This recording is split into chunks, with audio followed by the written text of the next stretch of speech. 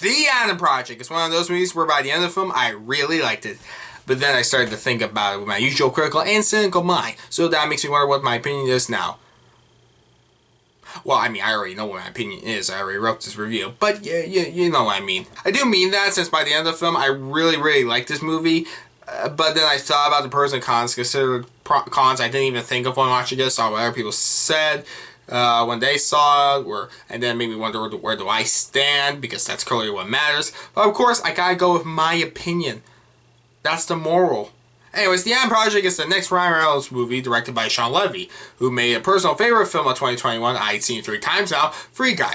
I think if you like Free Guy, you'll like this movie. If not, you probably won't, since both movies are similar in many ways. But if you know, these movies are meant as popcorn flicks. I mean, I hate popcorn, you know. Why do people like popcorn? I just don't get it. You know, it literally tastes like paper. Why do people like popcorn? Off track. I'm getting off track. Anyway, something I watch for the sake of entertainment, you know, and that's how I went in. I saw this movie listed as the most recent film to come out in Netflix's 2022 film preview. The movies I presume they actually want people to watch. And I was interested, since from going into this, it would be a movie about Ryan Reynolds and time travel. So I was interested, you know. I'm saying the word interested a lot. The movie, as I said, is directed by Shawn Levy, written by Johan Tropper, T.S. Nolan, Jennifer Flockett, and Mark Levin. Names are hard, okay? Me, my brother, and my father watched this film on Netflix last night, and I think that was the best way to go into this movie. Think of it as a bizarre family film that I'm pretty sure, you know, babies shouldn't watch.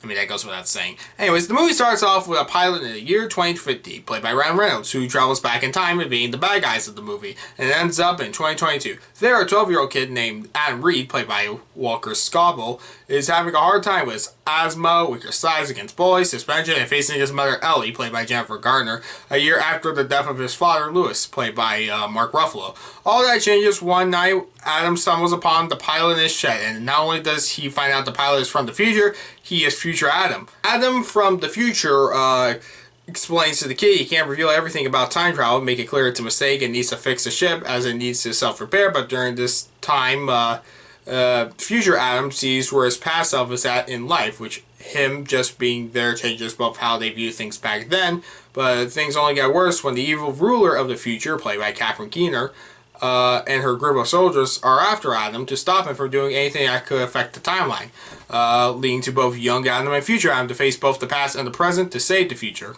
I feel like that sounds complex, but the movie is pretty simple when I think about it, but not that lazy. The movie does have the usual problems of time travel movies, and where they think they can explain it in a way that's simple when it's not. Like, it doesn't play by 12 monkey rules where, like, they always pretend like this is supposed to happen. I'm glad that doesn't come into play. It's explaining that whatever future Adam does in the past will change the future when he gets back, which should be confusing when I think about it, but I'm willing to buy it and not think about it that hard. Sure, I wish things could be a lot more simple, like it played by the rules in Looper, where Bruce Willis explains to Joseph Gordon-Levitt, he plays future Joseph Levitt in the future effort, the character's name. Actually, now I think about it, you know, that movie will be 10 years old now, so, you know, later this year. Anyways, it's about how since he traveled to the past, he changed the future so that his timeline no longer exists, and he and his past self are practically 2 different people now, and they know not to overthink it and just accept it, which works there up until the end. But this is a review about, you know, the Adam Project, not Looper. So sure, I wish the other time around movies would be that simple.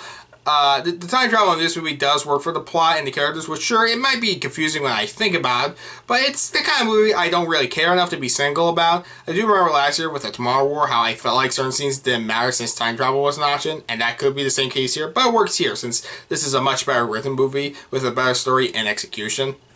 The movie does a good job making you believe that young Adam is future Adam. He acts like Ryan Reynolds, which sure, that does mean Reynolds plays the same character. I try to argue he played against a Free Guy, so he's his usual gimmicky self, which is fine. And the young kid does make more references that Reynolds usually does in the film, which makes me wonder if some of this was ad-libbed, which does make the film kind of feel less in some ways, because they reference a lot of other movies, like Back to the Future, or The Terminator, or even Deadpool, which didn't even make sense. This isn't a superhero movie, but was only said by the kid since Ryan Reynolds is his future self. I'm willing to ignore that since the movie is really funny. I think I laughed at every joke, which does kind of find a good balance between humorous moments and sweet moments, so it doesn't feel forced. Not every joke works, but it's plenty enough to do so that I was enjoying it from beginning to end. I do like, at first, I legit wasn't sure why Future Adam went back in time, which made it interesting since he doesn't want to reveal well, he can't reveal too much about his past self, only for circumstances to lead him to admit things his younger self probably would not want to know. The other cast is great. I didn't know other cast members like Jennifer Garner, Mark Ruffalo, or even Zoe Saldana would be in the movie, who, despite not having much of a screen presence as the leads, they give it their all surprisingly, and even without the best dialogue. And sure, the time travel gimmicks might get in the way. There are many sweet moments that really stick it with me after seeing this film. And by the way, Catherine Keener didn't play that interesting of a villain, but where I'm willing to buy Walker Scobell as a young Ryan Renolds due to the performance without revealing too much about the plot, when Catherine Keener's character goes back in time to talk to her younger self, I actually thought first they de-aged her, since the actress that plays her younger self did a great job. I just looked it up right now, and it was actually just a DH effect. I don't know if that's more impressive or not.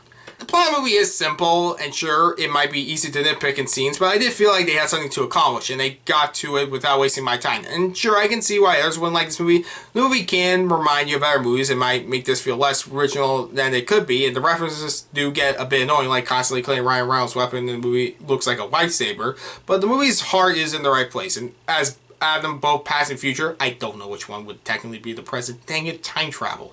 Have to face loved ones. His mother, his father, and it might be a bit too much to accept some scenes to go smoothly as realistically, but I watched this movie to be entertained, and thanks to the writing, acting, execution, I watched a fast-paced, not super serious, action-packed time travel movie that had me entertained from beginning to end. And maybe it's not the kind of film rewatching it I think the same thing, but I know I could watch this movie again in the future, more so than other films I saw this year. And it reminded me myself of what worked for me the first time, you know, in that case, when that could happen. Words are funny. Anyways, it might not be something phenomenal, but I enjoyed it, and at this time, that's what matters to me. I give The Adam Project an 8 out of 10.